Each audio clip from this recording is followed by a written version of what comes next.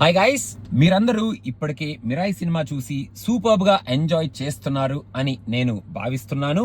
ఒకవేళ చూడని వాళ్ళు ఉంటే ఆల్రెడీ మీరు సినిమా చూడడానికి టికెట్స్ కొనుక్కోవడానికి ప్లానింగ్ కూడా చేస్తున్నారు అని కూడా నేను అనుకుంటున్నాను అనమాట.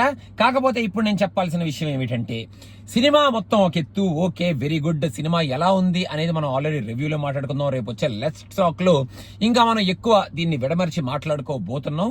మీకు కూడా మీ ఒపీనియన్స్ ఫామ్ అయి ఉండుంటాయి. సో అవన్నీ మనం పక్కన పెడితే, నాకు ఈ సినిమా చూస్తున్నప్పుడు మెయిన్ గా ఫస్ట్ హాఫ్ లో అండ్ సెకండ్ హాఫ్ లో సినిమా మొత్తం ఒక సైడ్ వెళ్తూ ఉంటే, వాట్ ఎవర్ అక్కడ మన ఎలివేషన్ షాట్స్ అనాలో, డివోషనల్ షాట్స్ అనాలో, ఎమోషనల్ షాట్స్ అనాలో, యాక్షన్ షాట్స్ అనాలో, ఇవన్నీ బాగానే వెళ్తున్నాయి. మన గెటప్ సీను సైడ్ నుంచి కామెడీ ట్రాక్ ఏదైతే ట్రై చేస్తారో ఆ కామెడీ ట్రాక్ కూడా ఓకే, పార్ట్స్ గా వర్కౌట్ అయింది అని చెప్పొచ్చు. కాకపోతే నాకు ఉన్న బిగ్గెస్ట్ కంప్లైంట్, ఫస్ట్ హాఫ్ లో ఈ కంప్లైంట్ కొంచెం తక్కువగానే ఉన్నా, సెకండ్ హాఫ్ లో ఈ కంప్లైంట్ మాత్రం భయంకరంగా తలనొప్పి తెప్పించేటట్టు ఉన్న కంప్లైంట్. ఆ పోలీసులకి ఈ సినిమాకి సంబంధం ఏమిట్రా బాబు అని. సరే ఓకే, ఫస్ట్ హాఫ్ లో ఈ పోలీసులు పెట్టారంటే హైదరాబాద్ లో ఏదో అవుతుంది, మనోడికి పోలీసులకి ఏదో కనెక్షన్ ఉంది, ఈ అమ్మాయి వచ్చి మనోడిని పోలీస్ స్టేషన్ నుంచి విడిపించింది కాబట్టి పోలీసులు వెళ్తున్నారు, అది దట్స్ ఓకే.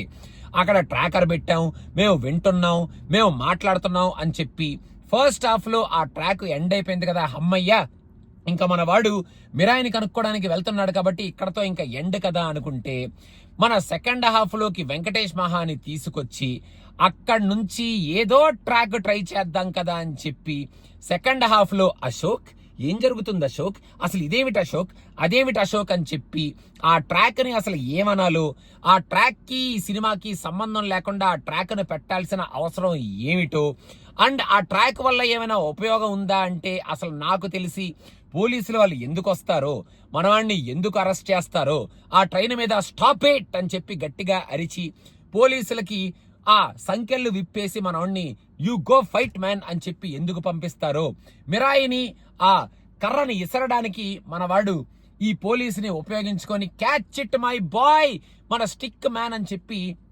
ఆ స్టిక్ ని విసరడం ఈ సీన్ కోసం పెట్టుకున్నారో, లేకపోతే పోలీసులు అసలు ఏం చేస్తున్నారు, what are the cops doing when all this is happening అని ఎవరైనా అడుగుతారేమో అని చెప్పి దూర్చారో తెలియదు. కానీ ఈ ఒక్క సీక్వెన్స్ ఈ సినిమాలో మాత్రం ఎందుకుంది, అసలు అవసరం ఏమిటి, ఈ ఒక్క సీక్వెన్స్ ని డిలీట్ చేసి ఆ సీక్వెన్స్ ప్లేస్ లో ఇంకొక ఎమోషనల్ సీన్ కానీ, ఒక డ్రామా సీన్ కానీ, లేకపోతే ఒక మంచి యాక్షన్ సీన్ కానీ పెట్టుకొని ఉండుంటే ఈ సినిమా ఫేస్ ఇంకా సూపర్బ్ గా ఉండేది కదా అనేది నాకు ఇప్పటికీ అర్థం కాని ఒక ఫీలింగ్. మీకేమైనా అర్థమైతే మాత్రం చెప్పండి బాబు, నాకైతే అర్థం కాలేదు.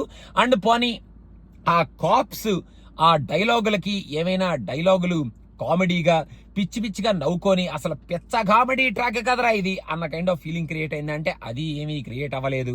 అక్కడ వాళ్ళు ఏం చేస్తున్నారో నాకైతే అర్థం కాలేదు.